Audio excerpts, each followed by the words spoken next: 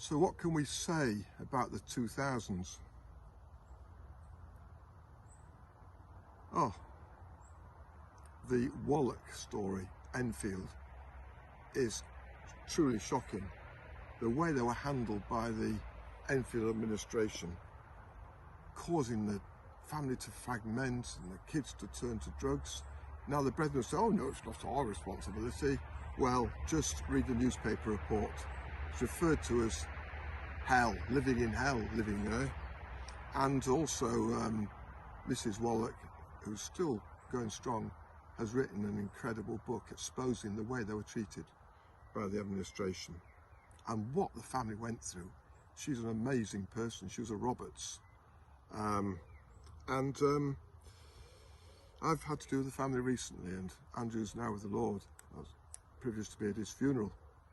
But I wonder the suffering that the brethren, and funnily enough, probably strangely enough, Bruce Hales has closed down Enfield, raises questions as to why. Maybe he's trying to expunge history, but he and Garth went to see the Wallachs, who were very respectful to them. They just, shockingly, treated them shockingly, and they've been struggling ever since. Handed over to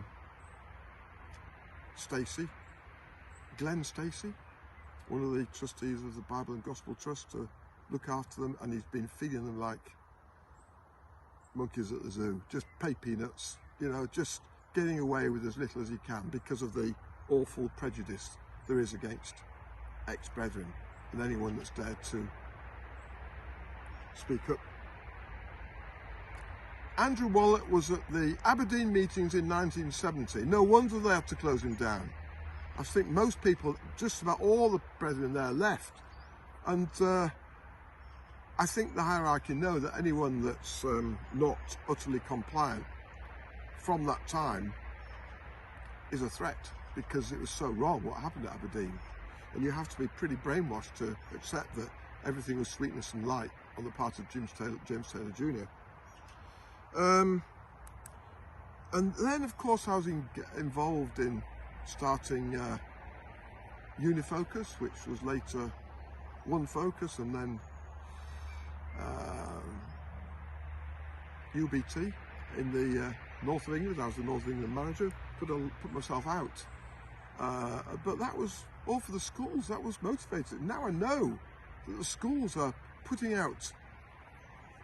churning out young people that can't survive in the world. I realise now I've been conned all my life since 2000. Not all my life, but a lot of my life has been taken up with supporting what I believe to be right, because the brethren were shielding their young people from the world. Well, I come out here and find the world's better than the brethren. Yeah, seriously, I mean it. So you might as well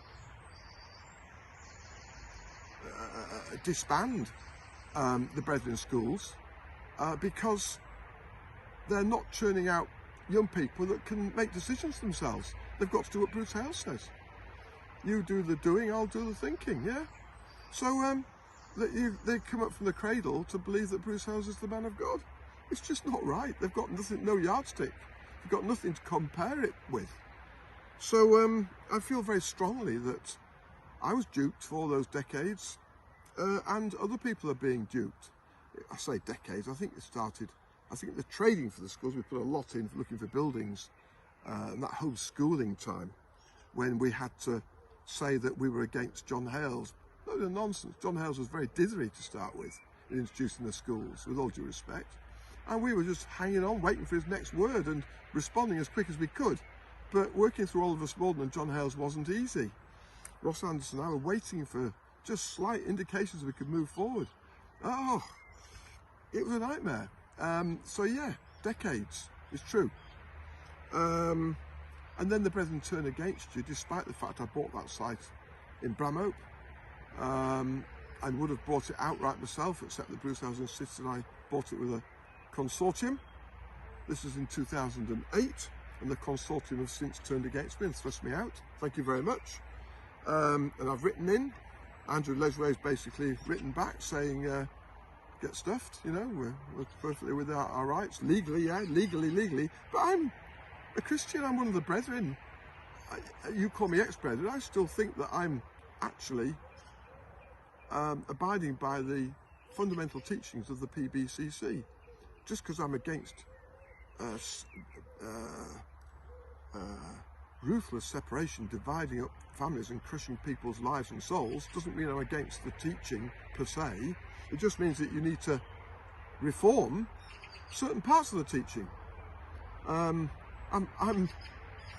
rest my faith on the finished work of Christ, as I'm sure do a number of brethren inside, but they're the ones that need making way for, not the businessmen, not the guys that are running it according to ruthless business principles.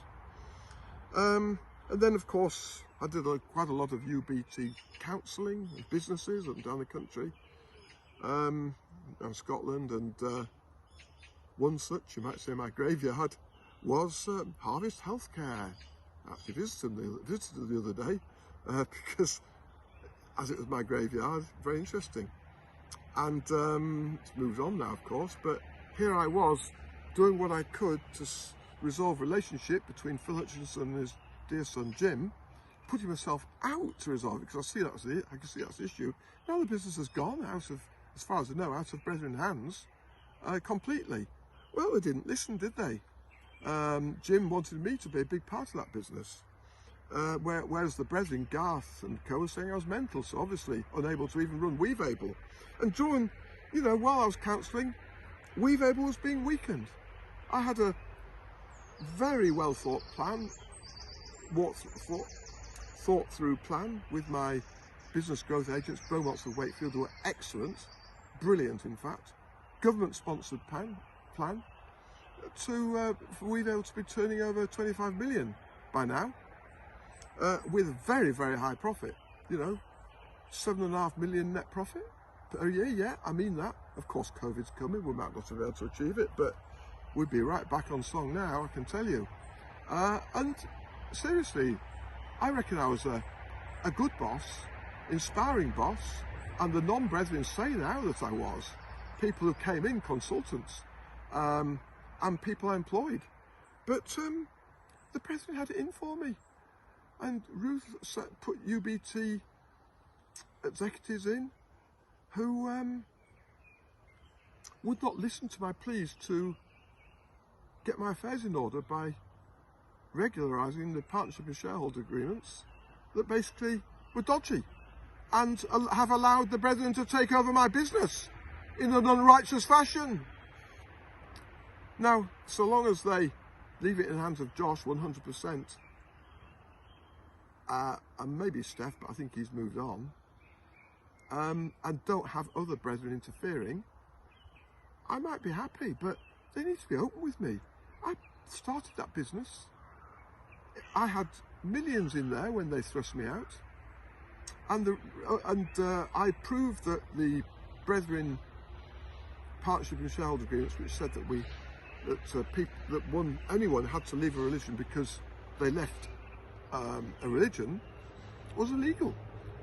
So they dropped that, and basically the reason I had to leave and sell was that the brethren managers said they'd walk out if I walked in. So, you know, the Stutterheims was one of my priests who exterminated me.